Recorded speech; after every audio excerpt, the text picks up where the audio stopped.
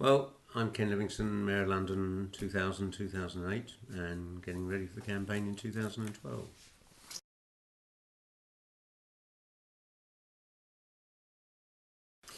It can all depend. I've seen people saying we don't want a hostel here for homeless people or for single mums or for drug addicts, and I haven't ever seen a community asking for one of these to be put in, so there is that selfishness.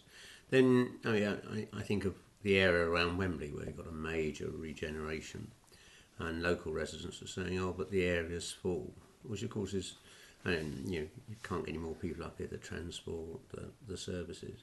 So that's probably what the original farmers said when the original plans came along to build Wembley and all the homes along the Metropolitan line. So each of us has got to accept we live in a dynamic city which is constantly changing. But then you get the other extreme where a developer just tries to steamroll over, won't listen, won't modify the development to make it more acceptable locally. Classic example is the very tall tower that was planned for Ealing Broadway Station, which wouldn't have looked out of place in the City of London amongst the cluster. But as a standalone tower, you need something to be exceptional, and it wasn't. I would have turned it down. Bizarrely, Boris gave it the go-ahead, but then it was called in by the government, and I assume that indicates it's going to be blocked.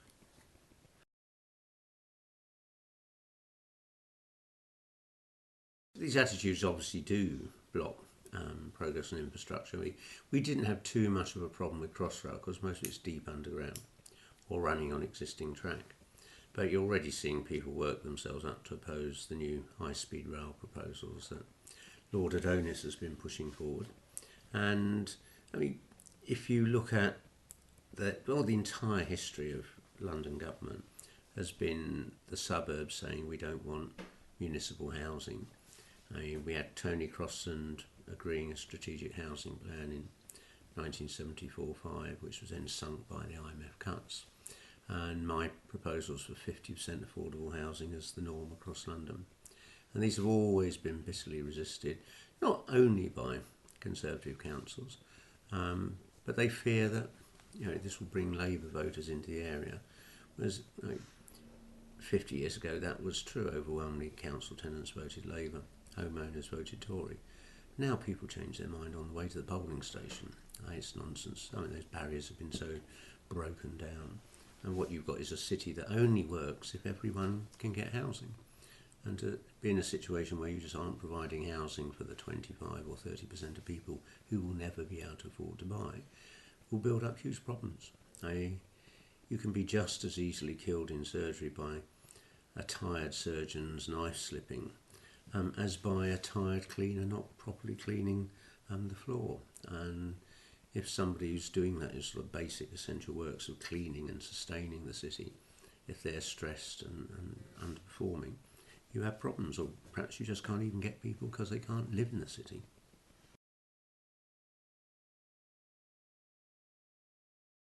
Well, undoubtedly, such views can be represented in local opinion because people get fed a tissue of lies.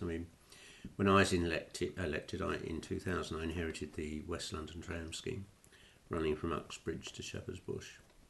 And support for this was about 65-35%.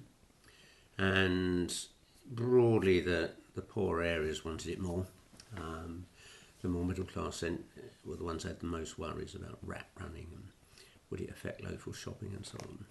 And the Tory and Lib Dem councillors along the route started campaigning, and their warnings got more and more hysterical. It would be a collapse of local shopping. But the only thing they didn't say it would bring the return of the Black Death.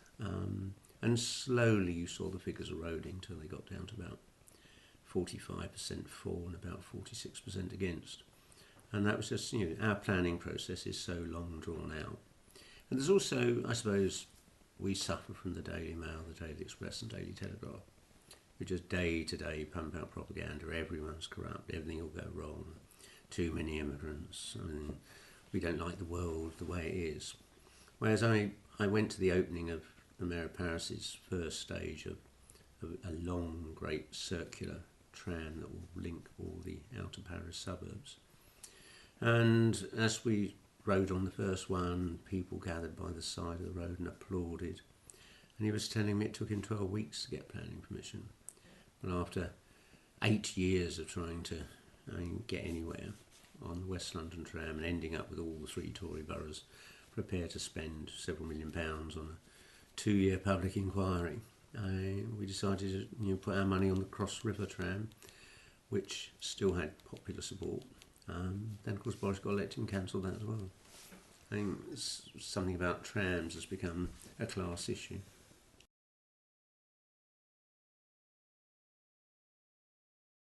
Well, undoubtedly, if you allow a developer just to put up what they want, they'll go for the cheapest possible scheme and the maximum rate of return. And that's the job of the mayor and the local councils, to actually ensure you get good quality design, that it's as sustainable as it can be, and that through the Section 106 the developer puts some of their profit back into the local community. And we did that to maximum effect with things like the Emirates Stadium. But that's part of the hard grind. The brighter developers came to see me knowing they were going to give stuff up, and rather than start with a crap scheme and end this negotiation, they come with one that they thought was good, and then we'd haggle about it and try and improve it.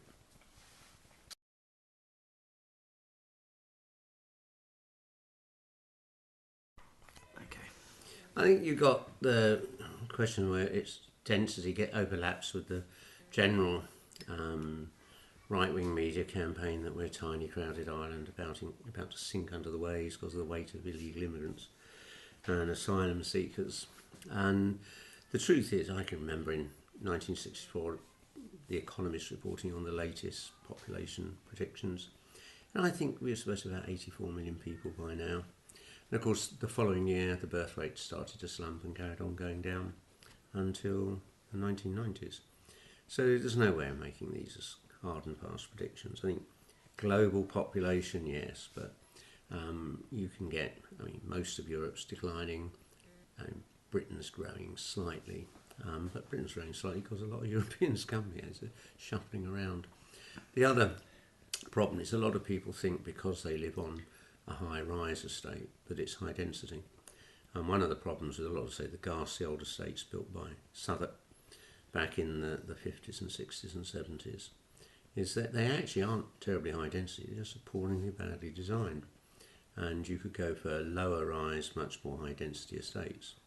And it's very difficult to persuade people. Listen, we had major schemes to demolish parts of some of those ghastly estates, then build mixed housing, so you got a better balance of class and income, so you could sustain better local shops, have a better intake at local schools. It's very difficult to overcome people's absolute belief that you couldn't put any more people in the area.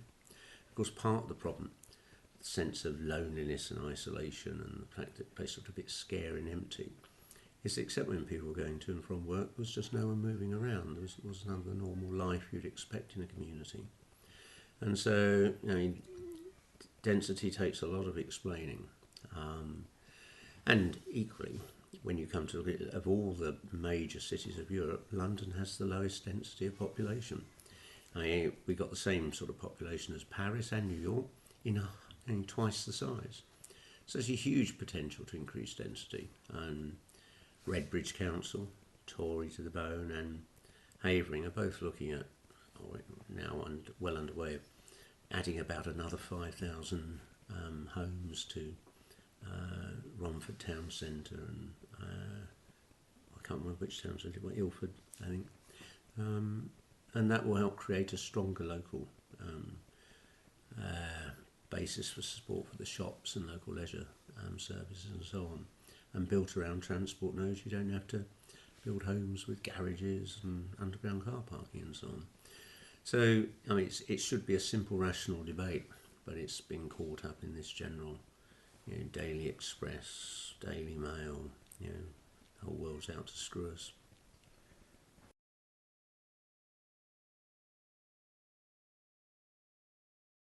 We were always encountering objections, not just to large projects, but we wanted to extend the East London line, and down to Croydon and Crystal Palace and up through Hackney, which is very badly served, and across to Wilsonsea, create a major new rail link.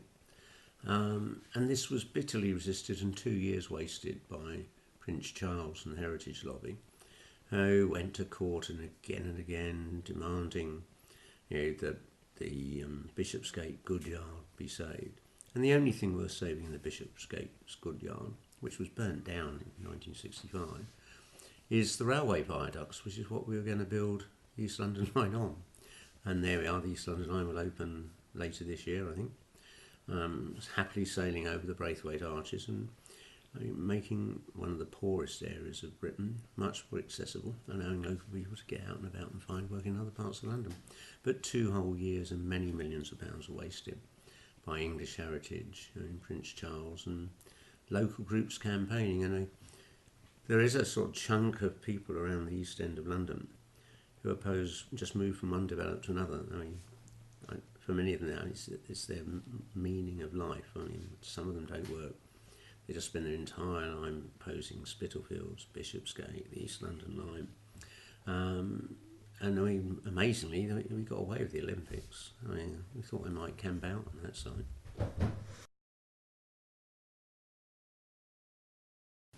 Heathrow is interesting because I actually think you had to have Terminal 5 because the existing terminals 1, 2 and 3 were awful. But I wasn't in favour of increasing capacity there, but I don't think you should deliberately make the quality of life bad. And I can't remember whether now a 7-year planning process or 8 years or 9. But once that had all been agreed, then British Airports Authority came to me and said, as soon as we've got Terminal 5 underway, we want to, and Terminal 3 largely tarted up, we want to close Terminals 1 and 2 and create what they call Heathrow East. And they gave undertakings that this wouldn't be an increase in overall capacity. And I remember saying, well, no one believes the word you say, so you have to have that legally binding deal. And they said, yes, we understand. And then that planning application went through in about 3 months. Now, I don't think society gained anything from 8 years of death struggle on Terminal 5. The key issue is whether you have another runway. And on that, I think there was absolutely no prospect of it because the environmental impact, air quality in London is so bad, you couldn't justify it.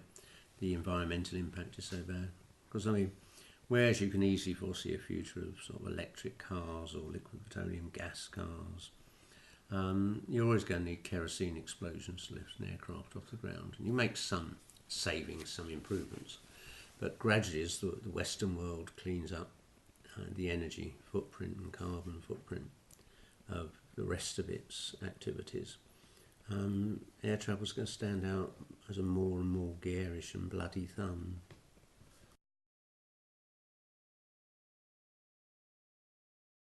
One issue that just ran right the way through my mayoralty was the question of high-rise buildings, because when I was elected, each of the 32 boroughs and the city corporation had their own height regulation and density regulations.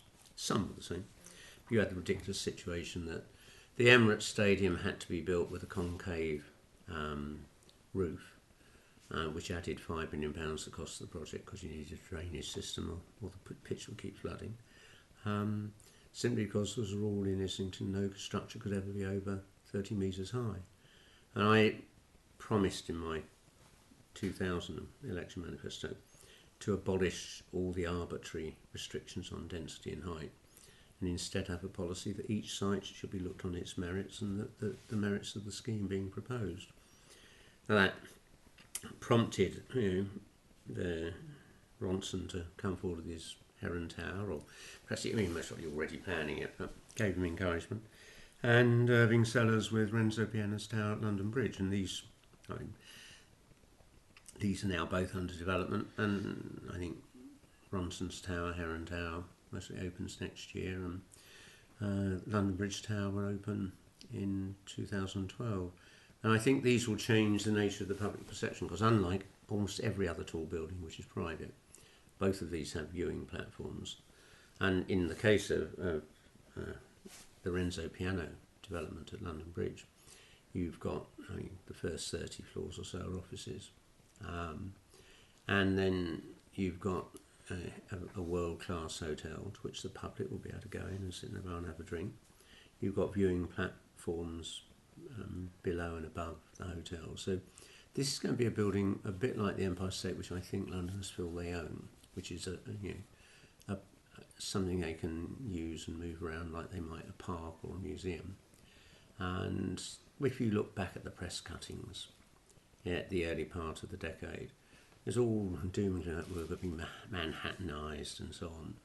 The truth is, I mean, I remember being quite shocked when I was told that where you take these major architects, some like Richard Rogers or Norman Foster, only 1 in 10 of their commissions ever gets built. So the papers are always filled with every projected new development, and if the Evening Standard puts them all together on one photo montage, they look horrible because, I mean, at least 3/4 and perhaps 90% never survive the planning process or the recessions that inevitably come along over that sort of long scheme time.